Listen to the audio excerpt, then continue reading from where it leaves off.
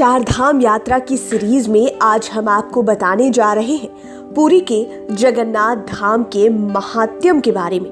ये हजारों साल पुराना वैष्णव संप्रदाय का मंदिर है।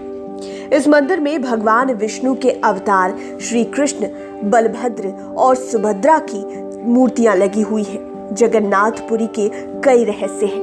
आइए देखते हैं इसके महात्म्य और रहस्यों की कहानी। जगन्नाथ मंदिर भगवान विष्णु के अवतार श्री कृष्ण को समर्पित है। यह मंदिर हजारों साल पुराना है। इस मंदिर में श्री कृष्ण, बलभद्र और सुभद्रा जी की बड़ी प्रतिमाएं लगी हुई है। यहाँ की रथ यात्रा देश दुनिया में काफी लोकप्रिय है। लाखों लोग इस रथ यात्रा को देखने देश विदेश से आते हैं। यह हर साल जून जुलाई महीने में आयोजित होती है। लोग इसमें शामिल होकर पुण्य के भागी बनते हैं। इस मंदिर का इतिहास देखें तो पता चलता है कि श्री जगन्नाथपुरी पहले नील माधव के नाम से पूजे जाते थे। नील माधव भील सरदार विश्वासु के आराध्य देव थे। हजारों साल पहले विश्वासु नील पर्वत की गुफा में नील माधव जी की आराधना किया करते थे। आप जब गौर से देखेंगे तो पाएंगे कि इस मंदिर के शीर्ष पर दो चीजें जड़ी हुई हैं। एक है चक्र और दूसरा है झंडा। चक्र का मतलब यहाँ भगवान श्री कृष्ण के सुदर्शन चक्र से है और लाल रंग के झंडे का अर्थ है कि इस मंदिर में साक्षात भगवान विराजे हुए हैं। आज आप जिस मंदिर को देख रहे हैं उस मंदिर का निर्माण कलिंग के राजा अनवरतमन चोडगंग देव ने प्रारंभ कराया था। 1078 से 1148 के उनके कार्यकाल में मंदिर के जगमोहन और विमान भाग का निर्माण हुआ था। बाद में सन 1197 में राजा अनंत भीम देव ने इस मंदिर को पूर्ण कराया, अर्थात दो राजाओं ने मिलकर इस मंदिर का निर्माण कराया। यह मंदिर 4 लाख वर्ग फुट में फैला हुआ है। कलिंग शैली के मंदिर स्थापत्य कला और शिल्प के आश्चर्यजनक प्रयोग से परिपूर्ण है। माना जाता है कि यह मंदिर भारत के भव्यतम स्मारक स्थलों में से एक है। जो मुख्य मंदिर है वह वक्ररेखीय आकार का है। मंदिर के शिखर पर भगवान विष्णु का सुदर्शन चक्र मंडित है। इसे नील चक्र भी कहते हैं। कहा जाता है कि यह अष्ट धातुओं से बना हुआ है। इस मंदिर में प्रतिदिन पूजा अर्चना होती है और घंटों चलती है। अनेक वार्षिक त्योहार भी आयोजित होते हैं। सबसे ज्यादा अहमियत रथ यात्रा की है, जो हर साल आषाढ़ शुक्ल पक्ष की द्वितीय तिथि को मनाई जाती है।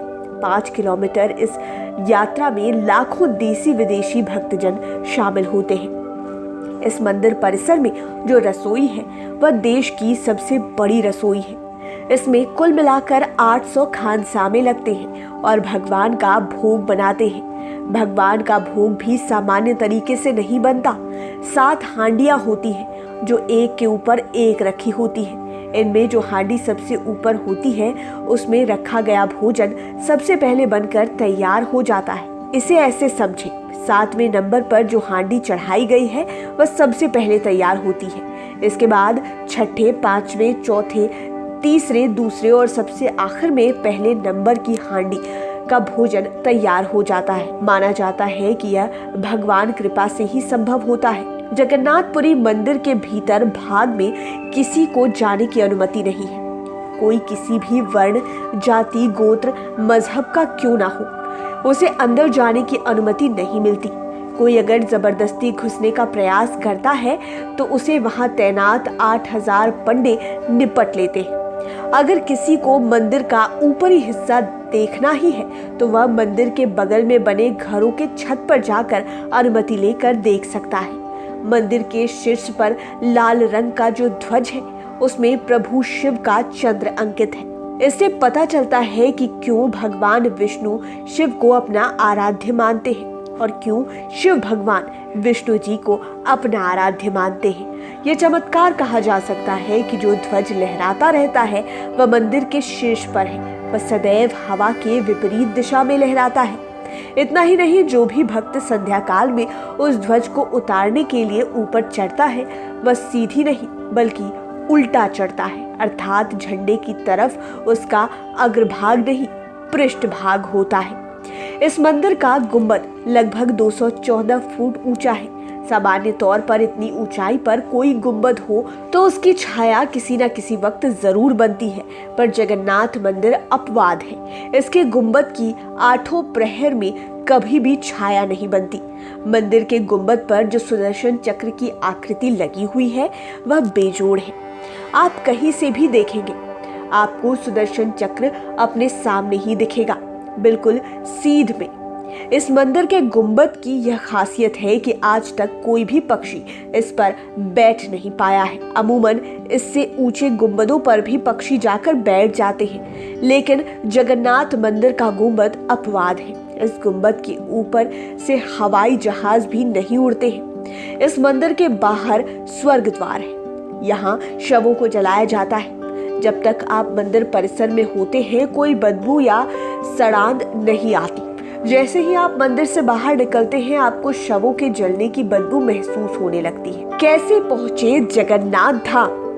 जगन्नाथ धाम या फिर जगन्नाथपुरी जाने के लिए देश भर से ट्रेनें चलती हैं, हवाई मार्ग भी है। जगन्नाथपुरी पहुंचने के लिए आपको भुवनेश्वर स्टेशन पर उतरना होता है। यहाँ से जगन्नाथपुरी की दूरी मात्र 2 किलोमीटर है। कई लोग तो पैदल ही चल देते हैं तो कई लोग रिक्शा या ऑटो का सहारा लेते हैं। कब जाएं? जब रथ यात्रा हो तब जगन्नाथपुरी जाना ठीक रहता है। पूजा पाठ तो होती है, एक बड़े मेले का भी आप दर्शन कर लेते हैं। वह दृश्य मन भावन होता है जब आप रथ यात्रा में शामिल होते हैं और देखते हैं कि देश के बड़े से बड़े दिग्गज उस रथ को अपने हाथों से खींचते हैं, जिस पर प्रभु श्री कृष्ण, उनके बड़े भाई बलदेव और सुभद्रा विराजित होते हैं। उसमें लाखों लोग शामिल होते हैं। लाइव सिटीज की डेस्क रिपोर्ट। अगर अभी तक आपने हमारे चैनल को सब्सक्राइब नहीं किया है तो जरूर कर लें। ये वीडियो फेसबुक पर देख रहे हैं तो पेज को लाइक करें। आप हमें ट्विटर पर भी फॉलो कर सकते हैं। धन्यवाद।